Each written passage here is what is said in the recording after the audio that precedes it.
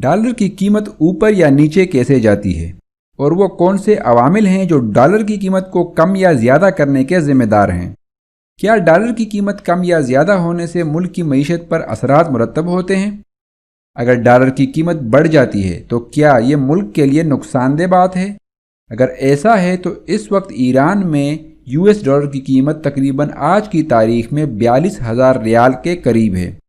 اس حساب سے تو ایران کی معیشت کو مکمل طور پر تباہ ہو جانا چاہیے تھا، لیکن ایسا ہرگز نہیں۔ ان تمام سوالوں کے پیچھے ہیں دلچسپ معاشی نظریات جن کے بارے میں آج ہم آپ کو اس ویڈیو میں بتانے جا رہے ہیں، اس لیے اس ویڈیو کے آخر تک ہمارے ساتھ رہیے گا تاکہ آپ اتنی قیمتی معلومات سے مکمل طور پر مستفید ہو سکیں۔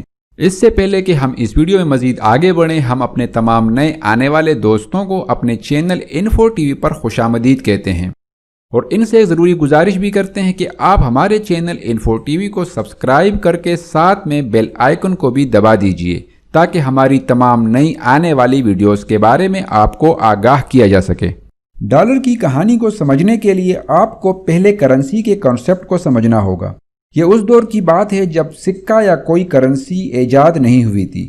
اس وقت بھی انسان اپنی ضروریات کو پورا کرنے کے لیے مختلف طریقوں سے کرنسی کی کمی کو پورا کیا کرتا تھا اور اس کو تبادلے کا نظام کہا جاتا تھا، یعنی جس کے پاس گندم ہوتی وہ اس کے بدلے دوسرے سے چاول لے لیا کرتا اور اپنی ضرورت پوری کر لیتا، اور اسی طرح لوگ مختلف اشیاء کا تبادلہ کیا کرتے اور آپس کی ضروریات پوری کر لیا کرتے تھے۔ لیکن اس نظام میں یہ خامی تھی کہ اگر آپ کو چاول کی ضرورت تھی تو آپ گندم دیتے، لیکن چاول والے کو گندم کی ضرورت ہی نہیں تھی، اس کی ضرورت کچھ اور تھی۔ اس لیے یہ نظام چل تو رہا تھا لیکن زیادہ مفید اور تسلی بخش نہ تھا، اور یہی سے کرنسی کا کانسیپٹ پیدا ہوا۔ تقریباً 1000 قبل مسیح میں پہلی مرتبہ کرنسی کے طور پر سکے رائج کیے گئے جو مٹی کے بنے ہوئے تھے۔ مٹی کے بنے یہ سکے زیادہ پائیدار نہ ہونے کی وجہ سے لمبے عرصے تک نہ چل سکے، اور وقت گزرنے کے ساتھ ساتھ ترقی ہوتی گئی۔ سکے سونے، چاندی اور تانبے کے بننے لگے، اور آج کل دنیا میں کرنسی کاغذ کے نوٹوں کی شکل میں تیار کی جاتی ہے۔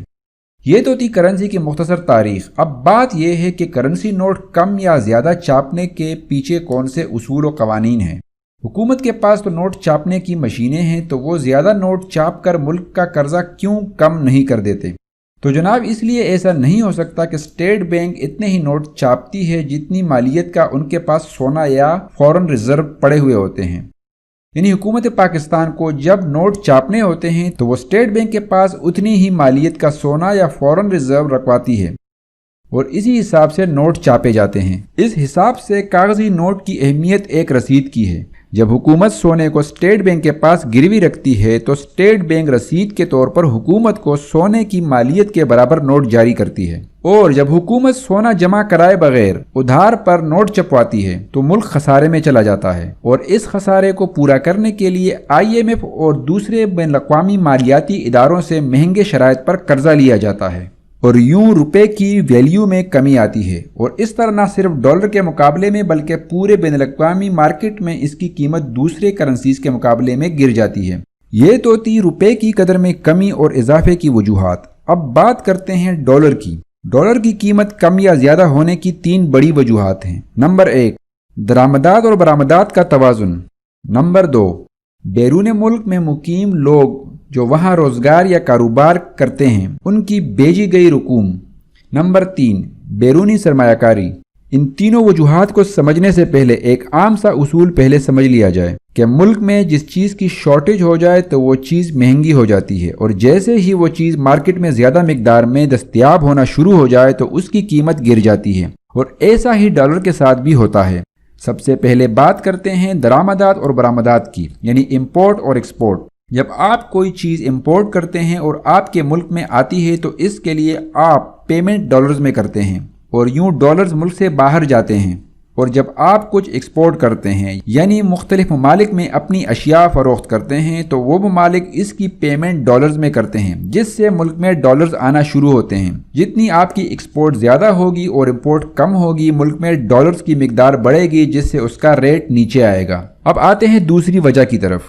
جو لوگ بیرونی ملک روزگار یا کاروبار کے غرض سے جاتے ہیں تو وہ اپنے ملک جو پیسے بیچتے ہیں وہ ڈالرز، ریال یا دوسری غیر ملکی کرنسی کی شکل میں ہوتی ہے، اور غیر ملکی کرنسی زر مبادلہ کی شکل میں حکومت کے پاس جمع ہو جاتی ہے، کیونکہ وہ ہمارے لیے قابل استعمال نہیں ہوتی اور ہم اس کو اپنی ملک کی کرنسی میں چینج کرتے ہیں، اور اس طرح ڈالرز یا دوسری کرنسی کے ذخائر میں اضافہ ہو جاتا ہے، اور اس اضافے کی وجہ سے ڈالرز یا دوسری کرنسی کی قیمت کم ہو جاتی ہے۔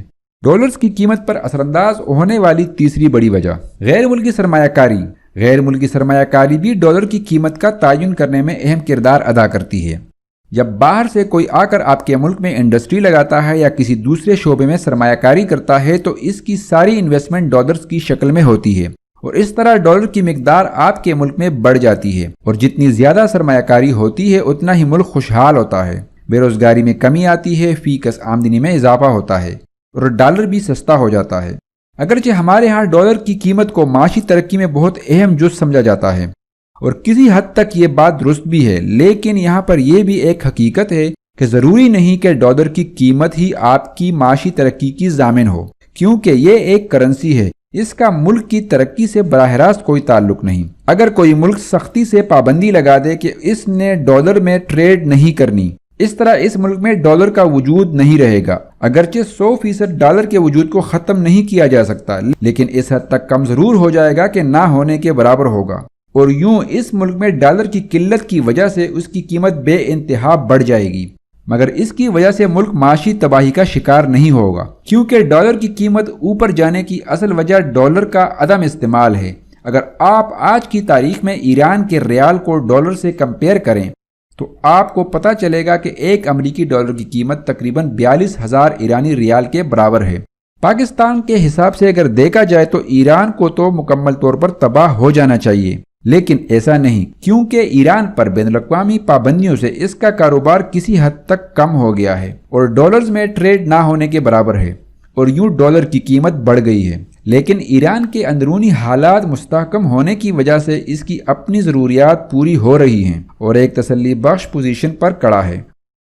مجھے امید ہے آپ کو ہماری آج کی ویڈیو میں دی گئی معلومات سے کافی فائدہ پہنچا ہوگا اور آپ کے علم میں اضافہ ہوا ہوگا۔ اگر آپ کو ہماری آج کی ویڈیو پسند آئی ہے تو اس کو لائک کیجئے، دوستوں کے ساتھ شیئر کیجئے، اور ہمارے چینل کو سبسکرائب کرنا ہرگز مت بھولیے۔